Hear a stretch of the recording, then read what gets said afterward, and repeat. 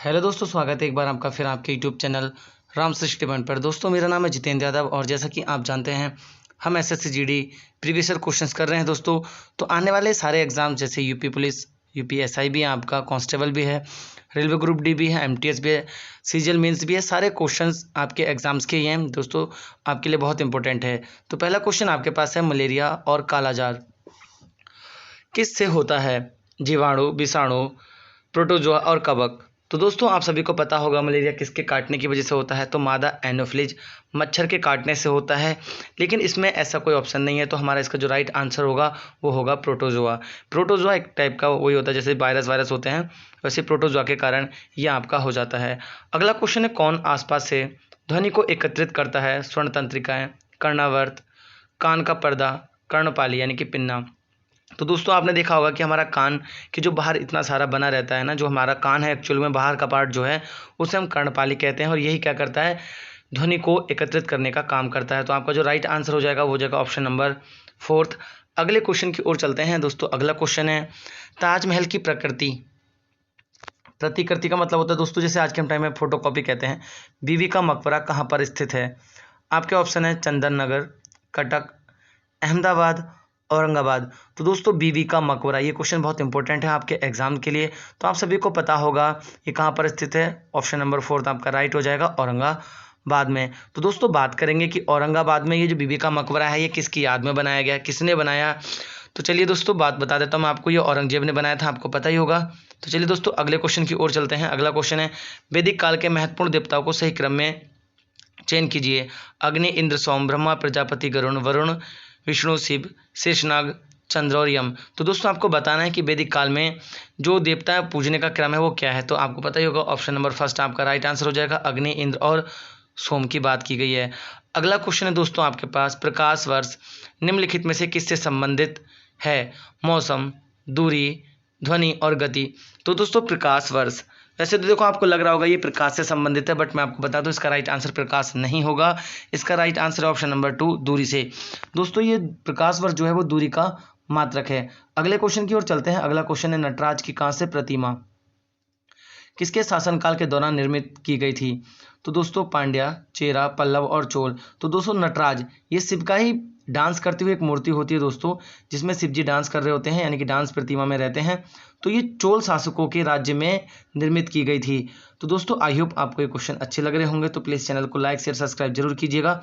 अगला क्वेश्चन है आपके पास, महात्मा गांधी द्वारा राष्ट्रीय ग्रामीण गारंटी अधिनियम के संदर्भ में निम्नलिखित में से कौन सा कथन सही नहीं है? यह ग्रामीण विकास मंत्रालय द्वारा कार्यान्वित किया जाता है। इसे सरकार ने 2009 में शुरू किया था। यह 100 दिन काम की गारंटी देता है। इस काम के अधिकार के रूप में भी जाना जाता है। तो दोस्तों देखो, पहली बात तो करें, मनरेगा के नाम से इसे जाना जाता है। और ये कब स्टार्ट किया गया था दोस्तों? 2005 में स्टार्ट किया गया था, जिसमें 100 दिन की आपके 100 दिन मतलब आपको काम दिया जाएगा और 220 न्यूनतम मजदूरी आपको दी जाएगी। तो याद रखिएगा 2005 में किया गया था, और न्यूनतम मजदूरी क्या है इसकी? 220 रुपये है। देखिए लिखा भी आगे, महात्मा गांधी राष्ट्रीय ग्रामीण योजना गारंटी अधिनियम मनरेगा भारत में लागू एक रोजगार गारंटी योजना है, जिसे 7 सितंबर 2005 को विधानसभा द्वारा अधिनियम किया गया था। यह योजना प्रत्येक वित्तीय वर्ष में ग्रामीणों को रोजगार देती है, 100 दिन रोजगार उपलब्ध कराती है दोस्तों, और जो प्रतिदिन 220 रुपये की समविक न्यूनतम मजदूरी पर सार्वजनिक कार्य संबंधी अकुशल मजदूरों के लिए तैयार किया गया है। मतलब जो बेरोजगार हैं दोस्तों उनको 100 दिन के लिए कार्य पर रखा जाएगा। अगला है आपके पास क्वेश्चन, रैयतवाड़ी व्यवस्था निम्नलिखित में से किनके द्वारा शुरू की गई थी? Lord Cornwallis, Lord Warren Hastings, Lord Ripon, Thomas Munro. तो दोस्तों इसका जो राइट आंसर हो जाएगा वो हो जाएगा ऑप्शन नंबर 4, थॉमस मुनरो। अब रैयतवाड़ी व्यवस्था क्या थी दोस्तों? इसमें जैसे आज के टाइम में आपको पता ही होगा जो किसान आंदोलन चल रहा है, सेम उसी से ये संबंधित है। इसमें जो बिचौलिया होते थे उनको खत्म कर दिया गया था, और किसान डायरेक्ट ब्रिटिश सरकार को क्या करते थे? रियायत यानी कि अपना कर दिया करते थे। अगला क्वेश्चन है, निम्नलिखित में से कौन सा अनुच्छेद भारतीय नागरिकों को स्वतंत्रता का अधिकार देता है? अनुच्छेद 32, अनुच्छेद 22, अनुच्छेद 25, अनुच्छेद 24। तो दोस्तों आप सभी को पता होगा कि हमारा देश धर्मनिरपेक्ष देश है। धर्मनिरपेक्ष का मतलब ये सभी धर्मों का आदर करता है, और अनुच्छेद 25 के तहत सभी नागरिकों को अपना अपना धर्म मानने का अधिकार देता है। अगला क्वेश्चन है, निम्नलिखित में से कौन सा केंद्र शासित प्रदेश आंशिक राज्य का दर्जा दिया गया है? मतलब कौन सी केंद्र शासित प्रदेश को आंशिक राज्य का दर्जा दिया गया है? दमन दीव, चंडीगढ़, पुडुचेरी दादरा और नगर हवेली। तो दोस्तों बात करते हैं पुडुचेरी की। देखिए दोस्तों, यही आपका राइट आंसर हो जाएगा। पुडुचेरी क्या है, आंशिक राज्य का दर्जा से मिला हुआ है, वैसे ये केंद्र शासित प्रदेश है। तो दोस्तों आइए बात करते हैं कि पुडुचेरी इस प्रदेश की राजधानी है जो कभी भारत में फ्रांस का मुख्यालय हुआ करती थी। जैसे गोवा किसका था दोस्तों, पुर्तगालियों का था, ये किसका था, फ्रांस का। और आपको बोला भी है कि 138 वर्षों तक फ्रांसीसी शासन ने यहाँ पर अधीन रहा है। ये 1 नवंबर 1954 को भारत में इसका विलय हुआ था। और गोवा का कब हुआ था, 1961 में हुआ था। इसके पूर्व में बंगाल की खाड़ी और शेष 3 तरफ तमिलनाडु है, याद रखिएगा दोस्तों।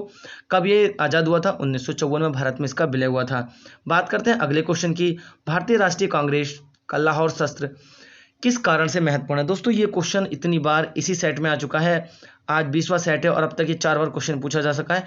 तो देखिए आपको पता ही है किस लिए हुआ था।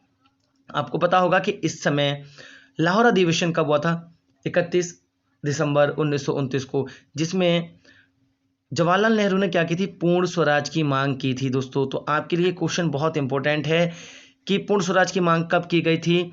तो ये भी हमें पता है, लाहौर अधिवेशन में की थी, रावी नदी के तट पर। बात करते हैं दोस्तों इसके आगे की। 31 दिसंबर 1929 को भारतीय राष्ट्रीय कांग्रेस का वार्षिक अधिवेशन तत्कालीन पंजाब प्रांत की राजधानी लाहौर में हुआ था। इस ऐतिहासिक अधिवेशन में कांग्रेस ने पूर्ण स्वराज का घोषणा पत्र तैयार किया था। पूर्ण स्वराज को कांग्रेस का मुख्य लक्ष्य घोषित किया था। जवाहरलाल नेहरू ने इसकी अध्यक्षता की थी। तो दोस्तों ये भी पूछा जाता है किसने पूर्ण स्वराज की मांग की थी, तो जवाहरलाल नेहरू ने।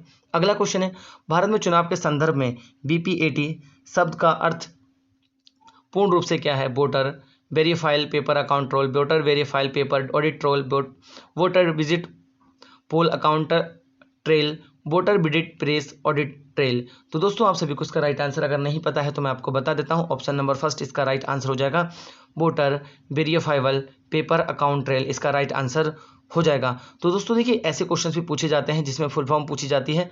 तो बात करते हैं दोस्तों अगले क्वेश्चन की। अगला क्वेश्चन है आपके पास, तेल और वसा युक्त भोज्य जब अधिक समय तक रखे जाते हैं तो किस प्रक्रिया के कारण इसके स्वाद और रंग में बदलाव हो जाता है। प्रतिस्थापन, अपघटन, विकृतगंधिता, किण्वन। तो दोस्तों आप सभी को पता होगा कि जो नमकीन हम खुली या घर में ला के रख लेते हैं उसमें अजीब सी स्मेल आने लग जाती है, वो किस कारण होता है, विकृतगंधिता। मतलब जो इसमें ऑयल यूज़ किया जाता है उसमें से स्मेल आने लग जाती है, किसके कारण, विकृतगंधिता के कारण। अगले क्वेश्चन की ओर चलते हैं दोस्तों। अगला क्वेश्चन है, बाली का सफर यानी कि बाली यात्रा भारत के निम्नलिखित में से किस राज्य में मनाया जाता है। केरल, तमिलनाडु, उड़ीसा, राजस्थान। दोस्तों बाली का सफर, जैसे ऐसे लग रहा होगा आपको ये भगवान से संबंधित नहीं दोस्तों, ये भगवान से नहीं है, इसमें ये व्यापार से संबंधित है। बहुत बहुत बड़ी नाव जो है समुद्र में जाती हैं जिसके उपलक्ष्य में ये मनाया जाता है। तो उड़ीसा से संबंधित है, याद रखिएगा। ऑप्शन नंबर 3 आपका राइट आंसर हो जाएगा। बाली का सफर कहाँ से संबंधित है, उड़ीसा से। अगला क्वेश्चन है, कुछ दिनों के बाद पीतल और कांसे की मूर्तियां हरी हो जाती हैं, उसका कारण क्या है। संक्षारण, अपघटन, अपक्षरण और ऑक्सीकरण। दोस्तों तो दोस्तों आपने देखा होगा कि पीतल और कांसे की जो मूर्तियां होती हैं इनको अगर हम बहुत दिनों तक रख देते हैं तो इस पर मैग्नीशियम की परत चढ़ जाती है। तो किसके कारण चढ़ती है, संक्षारण के कारण। तो आई होप आपको समझ में आ गया होगा। अगला क्वेश्चन है, बांदीपुर राष्ट्रीय उद्यान भारत के निम्नलिखित में से किस राज्य में स्थित है। उड़ीसा, छत्तीसगढ़, कर्नाटक और तमिलनाडु। तो दोस्तों आप सभी को पता होगा बांदीपुर कर्नाटक में स्थित है। तो दोस्तों इसका जो राइट आंसर हो जाएगा वो हो जाएगा कर्नाटक। दोस्तों ऐसे क्वेश्चंस भी पूछे जाते हैं, अपने एग्जाम के लिए तैयार कर लीजिए। आपको ज़्यादातर याद कर लेना चाहिए, स्टैटिक्स जीके बहुत ज़्यादा पूछी जाती है। अगले क्वेश्चन की ओर चलते हैं, कौन सा पुल असम के डिब्रूगढ़ और अरुणाचल प्रदेश के पासीघाट को जोड़ता है दोस्तों। बोगीबिल, नैनी, पंबन, कोरोनेशन। तो दोस्तों इसका राइट आंसर जो हो जाएगा वो हो जाएगा option number A, Bogibeel. Bogibeel क्या करता है दोस्तों, असम को डिब्रूगढ़ यानी कि असम के डिब्रूगढ़ को किससे जोड़ता है, अरुणाचल प्रदेश से जोड़ता है। तो बोगीबिल ब्रिज भारत के असम राज्य में ब्रह्मपुत्र नदी पर बना एक पुल है। इस पर रेल पथ तथा सड़क पथ दोनों बने हुए हैं दोस्तों, मतलब इस पर सड़क भी है और रेल भी है। यह पुल असम में धेजाजी जिला और डिब्रूगढ़ जिला को जोड़ता है। दोस्तों यहाँ जिला दे रखा है, वहाँ पर आपको जगह दे रखी थी। इस पर सन 2002 में कार्य आरंभ किया गया था। ये 4.94 किलोमीटर लंबा है। भारत का सबसे लंबा रेल से सड़क सेतु है दोस्तों, ये भारत का सबसे बड़ा 5वां है। और 2018 में दोस्तों मोदी जी ने इसका उद्घाटन भी किया था। तो सारे इंपॉर्टेंट पॉइंट्स मैंने इस ब्रिज से आपको समझा दिए हैं। चलिए अगले क्वेश्चन की ओर चलते हैं। अगला क्वेश्चन है, विश्व प्रसिद्ध खजुराहो मूर्तिकलाएं स्थित है मध्य प्रदेश में, महाराष्ट्र में, गुजरात में और उड़ीसा में। दोस्तों आपको राइट आंसर बताना है, ये बहुत इंपॉर्टेंट क्वेश्चन है, बहुत बार पूछा जाता है कि खजुराहो के मंदिर कहाँ पर स्थित हैं। तो दोस्तों इसका राइट आंसर हो जाएगा option number A, Madhya Pradesh में खजुराहो के मंदिर स्थित हैं। तो चलिए दोस्तों अगले क्वेश्चन की ओर चलते हैं। अगला क्वेश्चन है, विश्व में संयुक्त राष्ट्र दिवस कब मनाया जाता है? 24 अक्टूबर, 30 नवंबर, 20 अक्टूबर, 27 नवंबर। दोस्तों यूएन के बारे में पूछा गया है, आप सभी जानते हैं यूएन की जो स्थापना हुई थी वो 24 अक्टूबर 1945 को मानी जाती है। तो यूएन दिवस कब मनाया जाता है? 24 अक्टूबर को मनाया जाता है। तो चलिए दोस्तों चलते हैं अपने अगले क्वेश्चन की ओर।